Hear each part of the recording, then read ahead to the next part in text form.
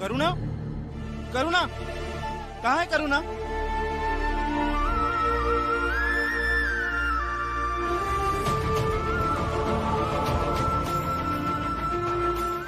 करुणा, करुणा, क्या हुआ तुम्हें? रमा कह रही थी कि तुम बेहोश हो गई हो। झूठ बोला था रमा ने।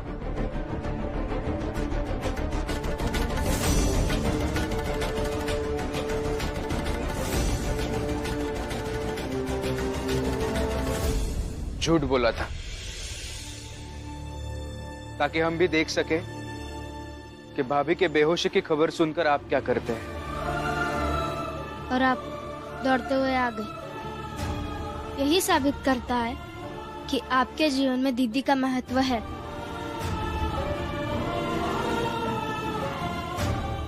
और जिन रिश्तों का महत्व हो उसे संभाल कर भी रखना चाहिए। उसकी कद्र खुद भी करनी चाहिए और सामने वाले को उस कद्र का एहसास भी कराना चाहिए।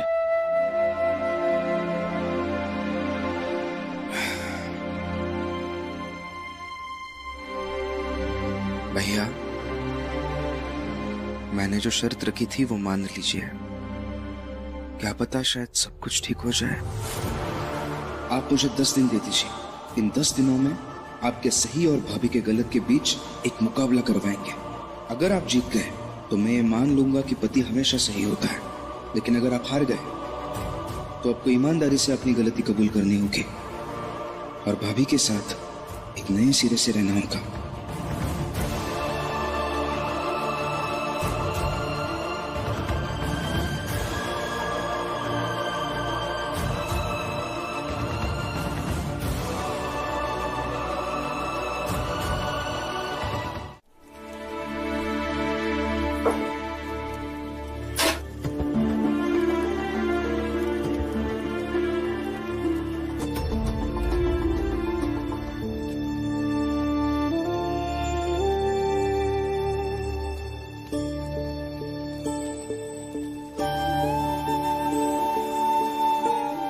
डरिए मत, मैं हूं ना, कुछ नहीं होगा। डालिए।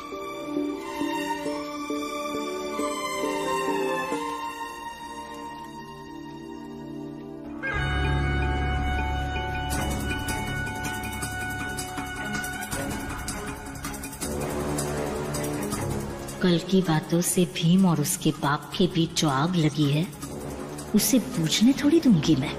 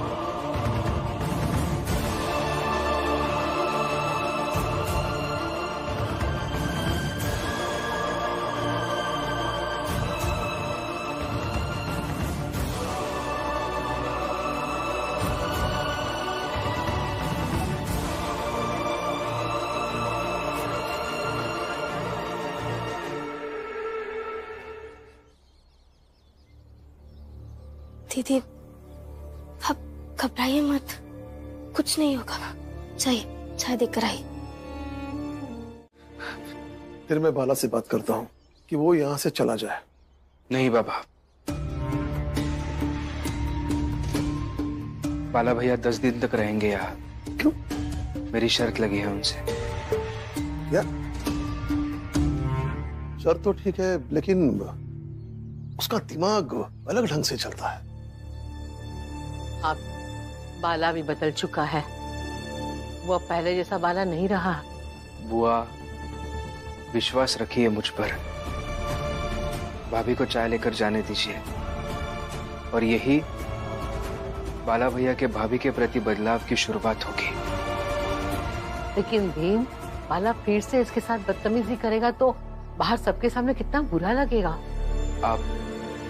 आप चिंता मत कीजिए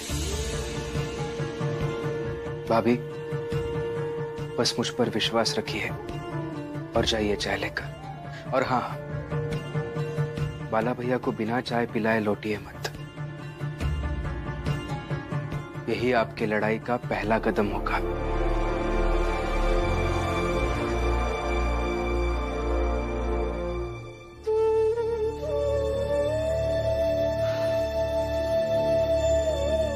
ठीक है भीम, मैं चाहती हूँ।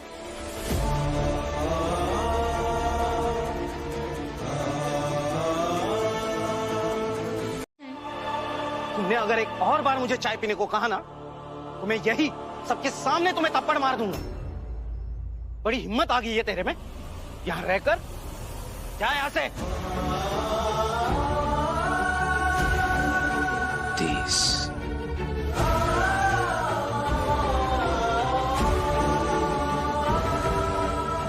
पी लीजिए चाय। तू ऐसे नहीं मानेगी ना?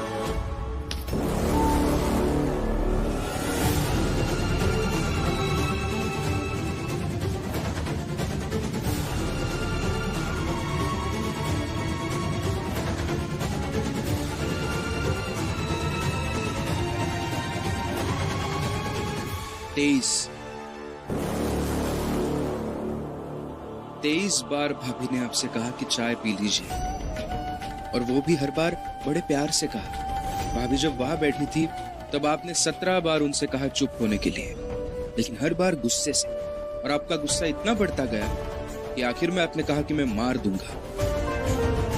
तब भी कहा और अब भी कहा। यह क्या बात हुई बाला भैया? मतलब जब भाभी आपसे कुछ कहेंगी तब आप गुस्सा होंगे, और जब आप भाभी से कुछ कहेंगे तब भी आप ही गुस्सा होंगे।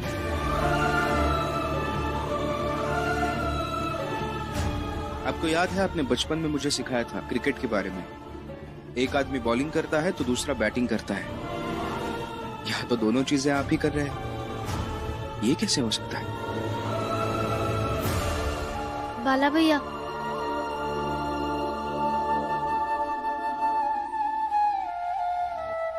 हम सभी आपको नीचा दिखाने के लिए या फिर नासमझ बताने के लिए कुछ नहीं कर रहे। बस जो रास्ते हैं वो हम समझा रहे। मेरा बस ये बाला सुधर जाए, हमारे लिए ना से, लेकिन अपनी पत्नी के लिए सुधर जाए, और फिर जीवन भर वैसा ही रहे। पता नहीं ये बाला कैसे भटक गया।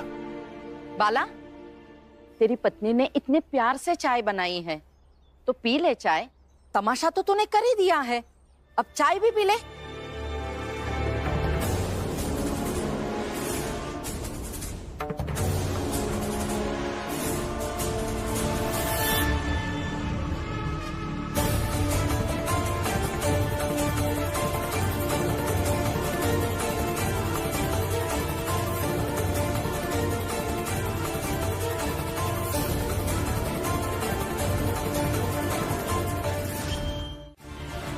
इस घेरे के बाहर जो भी पहले चला जाएगा वो हार जाएगा, और जो इस घेरे में रह जाएगा वो जीत जाएगा।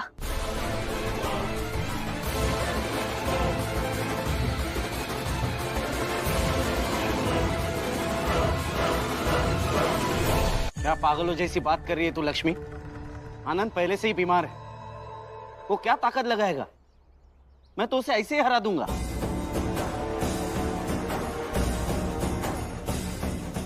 अच्छा तो ठीक है। आनंद, अरे जाइए ना, तू मुझे भगाएगा? हाँ, खुद भगोड़ रहा है, मुझे भगाएगा तू?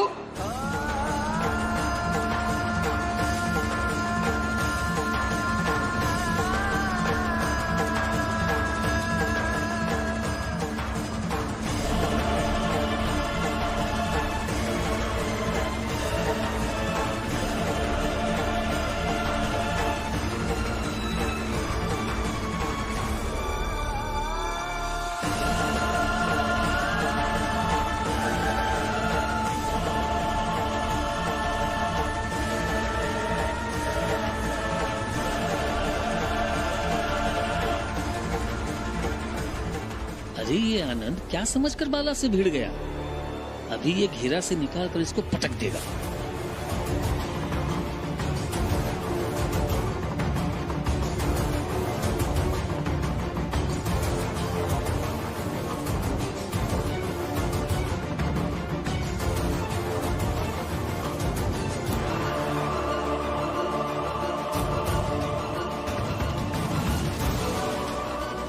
आनंद भैया, बाला भैया, ये क्या बच्चों जैसी हरकत कर रहे हो आप दोनों? ये सब तुम्हारे कारण हो रहा है। इस चाल में, इस घर में जो भी होता है, जो भी साजिश होती है, उसके जिम्मेदार सिर्फ तुम हो। अंदर ही अंदर खुश होते हो ना ये सब देखकर। अब देखो और हो जाओ खुश। आप अंदर चलिए। लेकिन रमा, ये दोनों यहाँ। आप अंदर चलिए। आप देख नहीं रहे आपके रहने से आई को कितनी दिक्कत हो रही है? मैं तो ये नहीं समझ पा रही हूँ, क्या मदद भी आपसे ही मांग रही है और ताना भी आपको ही सुना रही है। चलिए।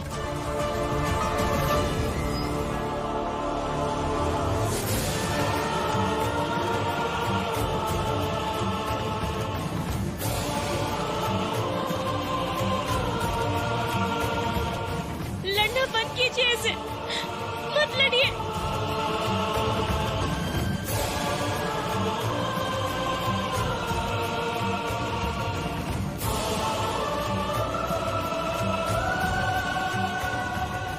ये सही नहीं है रमा, ये सही नहीं है। मैं जानती हूँ कि ये सही नहीं है, इसलिए तो वहां से ये हाल आया आपको, ताकि कोई भी चीज आपके नाम से ना जुड़े।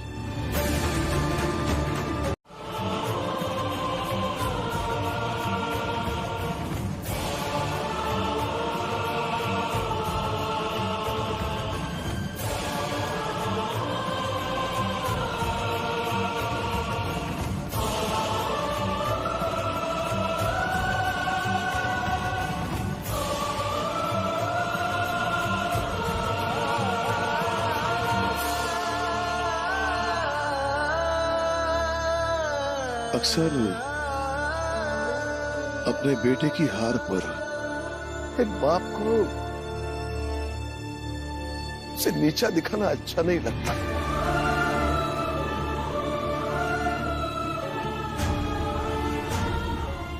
लेकिन जब बेटा अपनी मर्यादा, आदर्श, नीति भूल जाए तो उसका मजाक उड़ाना निश्चित है। लेकिन मुझे ऐसा लगता है कि सबसे पहले उसके बाप का मजाक उड़ाना शुरू कर देना चाहिए,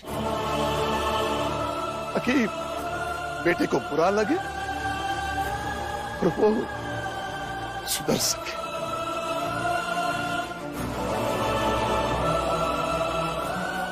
बधाई हो आनंद, बधाई हो।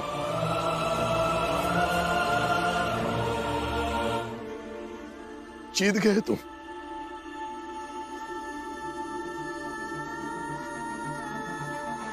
नहीं, तुम दोनों जीत गए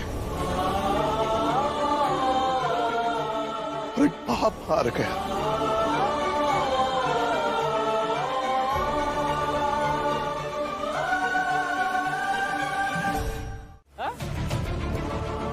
चाहे भले कौनो पढ़ लिख के 2-4 पैसा कमा ले, जैसे कि भीमराव कहत रहा है, लेकिन जब सब रिश्ता, नाता, परिवार ही टूट जाए तो वो पैसा से मिले वाली खुशी से क्या मतलब था?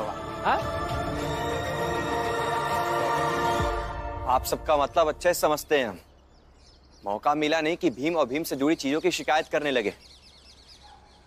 घर छोड़ के जाना और पढ़े लिखे होने के बीच में कोई संबंध नहीं है। और पढ़े लिखे जब अलग होते भी है ना, तो मर्यादा में रह के अलग होते हैं, लड़ झगड़ कर नहीं।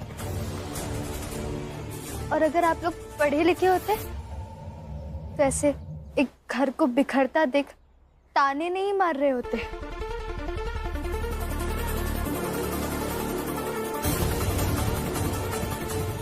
चलो लक्ष्मी। आनंद और लक्ष्मी, तुम दोनों यहीं रुको, मैं अभी आ रही हूँ।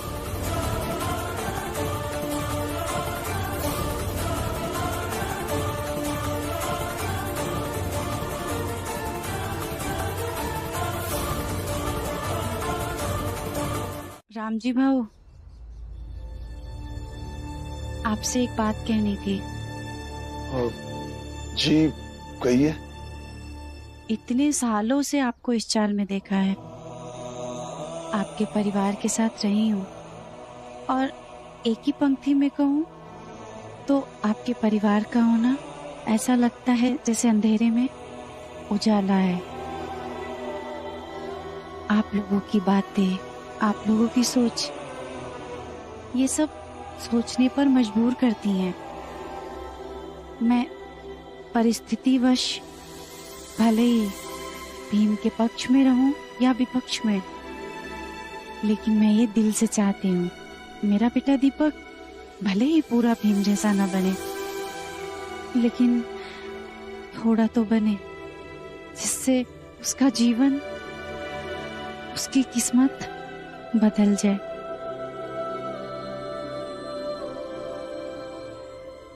लेकिन बाहर जैसी बातें चल रही हैं, जैसी बातें हो रही हैं, उन्हें सुनकर ये डर लग रहा है कि कहीं मेरा बेटा ये सच ना मानने लगे कि पढ़ाई लिखाई बुरी चीज है, पढ़ने लिखने से घर बिखर जाता है और वो उससे दूर हो जाए, और ये दूरी मैं बिल्कुल नहीं चाहती। हाँ, कई बार हालात के सामने मैं हार मान लेती हूँ, लेकिन मैं ये जानती हूँ कि यही पढ़ाई लिखाई, यही किताबें उसे एक दिन पक्के उसूल वाला व्यक्ति बनाएंगी। और मैं मानती हूँ कि आनंद और लक्ष्मी को सजा भी आपने अपने पक्के उसूल के कारण ही दी है, लेकिन दीपक अभी बहुत छोटा है, उसे ये सब कुछ नहीं समझेगा। उसे तो बस यही लगेगा कि आपका घर पढ़ा लिखा है और बारी बारी करके सब अलग हो गए। रामजी भाऊ, आनंद और लक्ष्मी को रोक लीजिए। अगर उन्हें आप रोकेंगे तो वो रुक जाएंगे और दीपक की सोच गलत दिशा में बढ़ने से रुक जाएगी। रोक लीजिए उन्हें।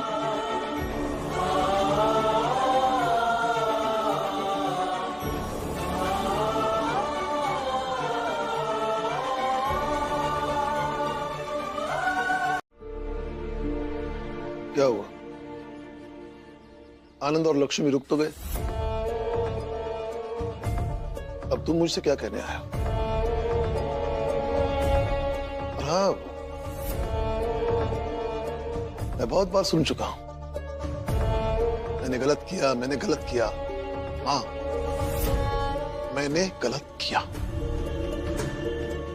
और कुछ?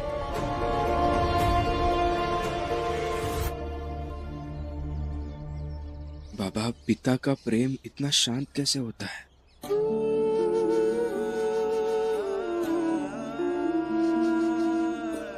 वो सबसे छुप कर क्यों रहता है? हर किसी को क्यों नहीं दिखता?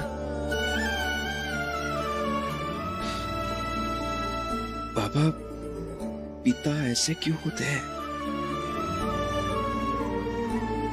मैं ये सब जानने आया हूं। तुम क्या बोल रहे हो? मुझे कुछ समझ में नहीं आ रहा है। सब समझ आ रहा है बाबा आपको। चलिए फिर ठीक है, ये कह दीजिए कि ये झूठ है कि आपने डलिया अम्मा और नटवर भाऊ से ये नहीं कहा था कि जब आनंद और लक्ष्मी चाल छोड़कर जाएंगे तब उन्हें चाल में ही रोक ले।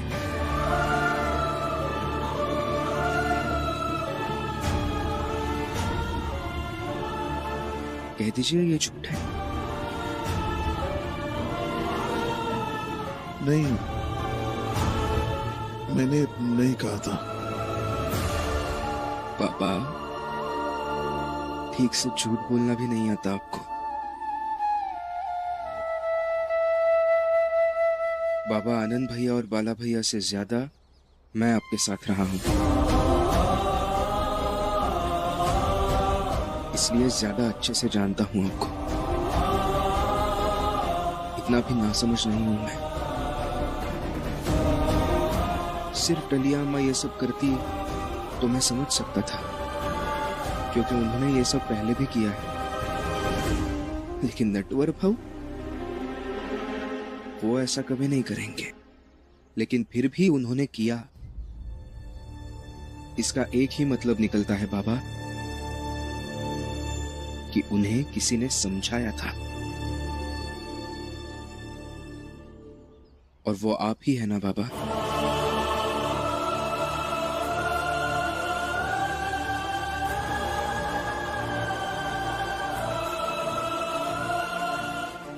क्यों तमाशा बना रहे हैं मेरा?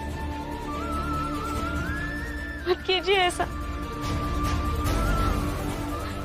आपके भाऊ मुझे हरा कर न केवल मेरा मजाक बनाएंगे, बल्कि सरेआम और इस जात की बेइज्जती करेंगे।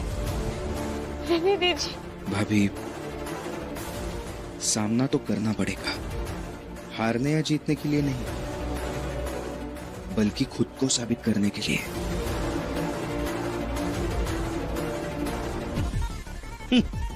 अरे हितेश काका, अरे जोकू काका, आइए आइए। अरे जनार्दन काका, आइए, कुछ बताना है आपको। सब लोग आ जाइए, सब लोग आइए। क्या हुआ?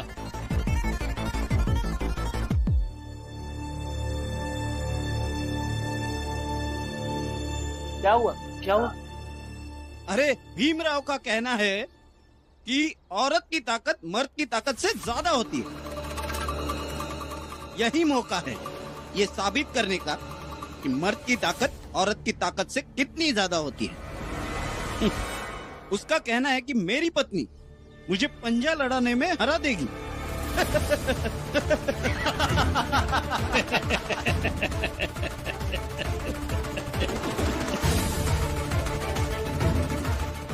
मैंने भी कह दिया कि यही खेल खेलना है तो यहाँ बाहर चाल वालों के बीच में आकर खेलो।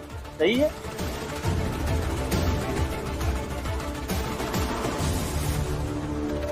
बाला, अंदर जाओ। क्यों? क्यों अंदर जाऊं मैं? नहीं जाना मुझे अंदर। तो फिर इस चाल से बाहर जाओ, यहाँ तमाशा करने की कोई जरूरत नहीं। तो बाबा, ये बात आप जाकर अपने भीम को क्यों नहीं समझाते कि वो तमाशा ना करे? मैं तो खुद चाहता हूँ कि मैं चाल के बाहर जाऊँ। आप एक काम कीजिए ना, अपने छोटे बेटे से जाकर कहिए कि वो शर्त हार जाए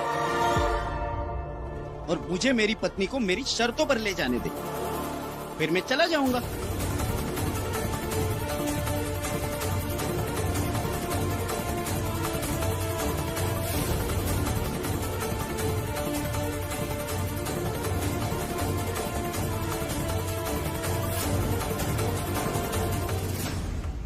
दीदी, ये सवाल ही नहीं है कि आप जीतेंगे या हारेंगे, बस आपको बाला भैया के खिलाफ खड़ा होना है, क्योंकि खिलाफत में खड़ा होना यही लड़ाई जीतने की पहली सीढ़ी है।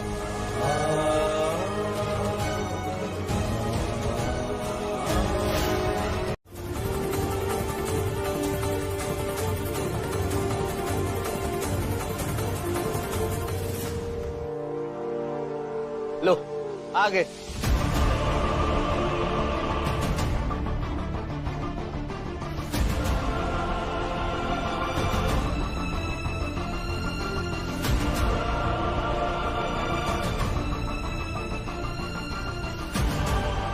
क्या हुआ अभी? वो औरत कहाँ है जो मर्द का मुकाबला करने वाली थी?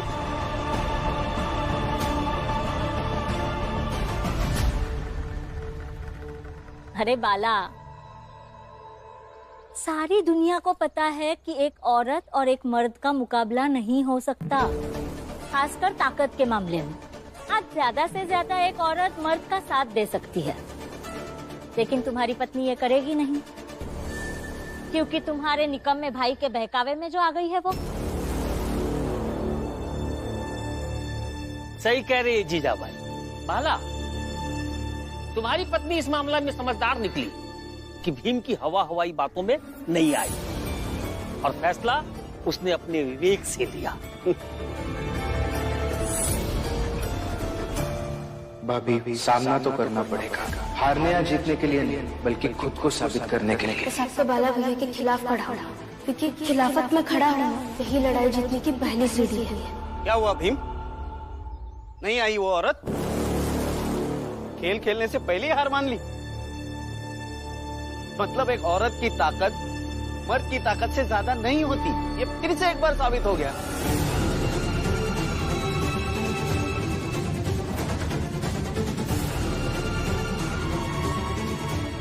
और ये बात तुम भी हमेशा याद रखना, दोबारा कभी भी मेरा हाथ पकड़कर मुझे ये समझाने की कोशिश मत करना कि औरत की ताकत मर्द की ताकत से ज्यादा होती है।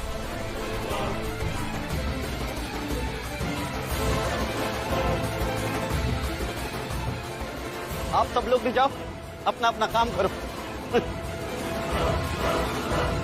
रुक जाइए आप सभी लोग।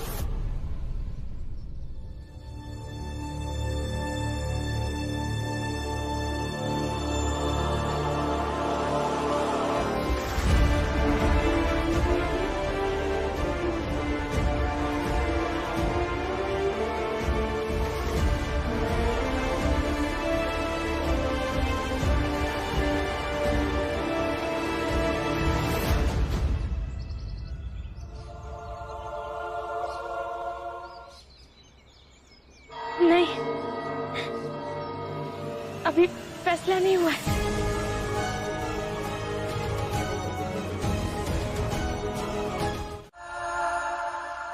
बाबा हमेशा ये साबित करते हैं कि उनकी जिंदगी में हमारी कोई अहमियत ही नहीं है। नहीं नहीं, ऐसा नहीं है। पापा तो चुप कर रहे हैं, वो तो बस मेरे किए की सजा दे रहे हैं। गिरमिटिया मजदूर तो मैं बनकर जाने वाली थी ना, अहमियत तो मैंने नहीं रखी उनकी अपने जीवन में। लेकिन लक्ष्मी, वो कब की बात है? अब एक बात को लेकर जिंदगी भर बाबा नाराज रहेंगे क्या? लेकिन वो बात सिर्फ बात नहीं थी। आपको याद है जब हम दोनों सब्जी मंडी जाया करते थे, वहाँ कोई ताजी या सस्ती सब्जी मिल जाती थी तो कैसे खुशी से आके बाबा को बताते थे ना। हमारे जीवन की ये छोटी मोटी बातें सुनने की आदत हो गई थी बाबा को, और जब अचानक से मैंने उनसे इतनी बड़ी बात छुपाई तो बुरा तो लगेगा ना। महत्वता कम होने का भी दुख होता है, और वो बहुत बड़ा होता है। ये तो ऐसा दुख है जो कोई किसी से बांट तक नहीं सकता। इसलिए बाबा को समझिए। लेकिन अभी बाला भैया को ढूंढने चलते हैं।